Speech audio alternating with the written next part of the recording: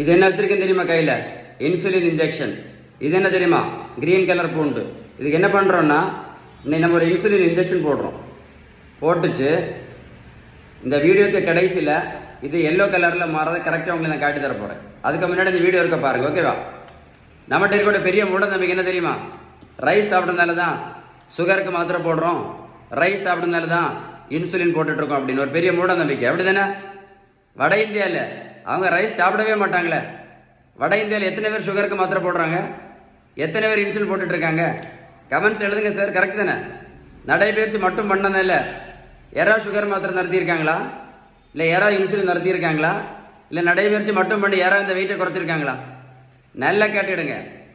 1 kilometre நடைபயிற்சி பண்ணினா கூட 40லேருந்து 50 கேலரி மட்டும்தான் எரிக்க முடியும். அதில் நடைபயிற்சி மட்டும் பண்ணி எந்த மாத்திரையும் நடத்த முடியாது, வெயிட்டு கண்டிப்பாக குறைக்க முடியாது. ஒரு பேப்பரில் வேணால் எழுதி வச்சுக்கிடுங்க. கரெக்ட் தானே? இந்த உலகத்தில், தமிழ்நாட்டில் இல்லை, உலகத்தில் சுகருக்கும் ப்ரெஷருக்கும் மாத்திரை மட்டும் போட்டதுனால யாருக்காச்சும் சரியா இருக்கா சொல்லுங்கள்? இல்லை சிறுதானியம் மட்டும் சாப்பிட்டதுனால யாராவது சுகர் மாத்திரை நடத்தியிருக்காங்களா? இல்லை யாராவது இன்சுலின் நடத்தியிருக்காங்களா? இல்லை சிறுதானியம் மட்டும் சாப்பிட்டு யாராவது வெயிட்டை குறைச்சிருக்காங்களா? சொல்லுங்களேன். வெந்தயம், ஆவாரம்பூ, மூக்கரட்டை கீரை, சிறு குறிஞ்சான் பொடி, கொய்யா இலை, மாங்காய் இலை, க்ரீன் டீ, கருவேப்பிலை, கரிஞ்சீரகம், நெல்லிக்காய் ஜூஸ், நாவல் பழம், இதெல்லாம் நல்லது தான். நான் என்ன கேட்குறேன், இதை சாப்பிட்டதுனால யாராவது சுகர் மாத்திரை நடத்துனாங்களா? இல்லை யாராவது வெயிட்டை குறைச்சாங்களா? சுகருக்கு ஒரே ஒரு மாத்திரை போட்டுட்டு இருந்த பேஷண்ட், சுகருக்கு மட்டும் இப்போ 4 மாத்திரை மட்டும் போட்டுட்டு இருந்த சுகர் பேஷண்ட்டு இப்போ இன்சுலின் சேர்ந்து போட்டுட்ருக்காங்க. வெந்தயம், கருவேப்பிலை, கரிஞ்சீரகம், மாங்காய் இலை, கொய்யா இலை, சிறுதானியம், மூக்கரட்டை கீரை. நல்லா கேட்டுடுங்க. மருத்துவத்தோட ஸ்டாண்டர்ட் புத்தகம் ஹாரிசன்.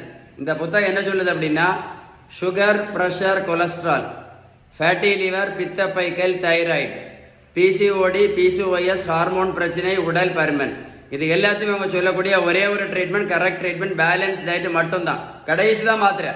நீங்கள் பேலன்ஸ் டயட் கடைபிடிச்சா மட்டும்தான் நோய் வந்ததற்கான அடிப்படை காரணம் இன்சுலின் ரெசிஸ்டன்ஸ் முழுமையாக சரியாகும். இந்த வீடியோ சேவ் பண்ணி வைங்க, ஒரு கூட போட்டு கேளுங்க.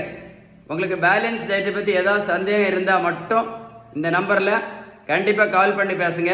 திரும்பவும் சொல்கிறேன், நீங்கள் பேலன்ஸ் டயட்டு கடைபிடிக்காமல் மாத்திரை இன்சுலின் மட்டும் போட்டுட்டு இருந்தீங்கன்னா இன்னும் 50 வருஷம் இதே மாத்திரை இதே இன்சுலின் போட்டாலும் நோய் கண்டிப்பாக குணமடையாது அப்படின்னு நான் சொல்லலை, இந்த புத்தகம் தெளிவாக சொல்லுது. அவ்வளோ பவர்ஃபுல் இது பேலன்ஸ் டயட். வீடியோ லைக் பண்ணி ஷேர் பண்ணுங்கள், நிறைய பேருக்கு யூஸ்ஃபுல்லாக இருக்கும். கண்டிப்பாக ஷேர் பண்ணுங்கள், நிறைய பேருக்கு யூஸ்ஃபுல்லாக இருக்கும். சரியா?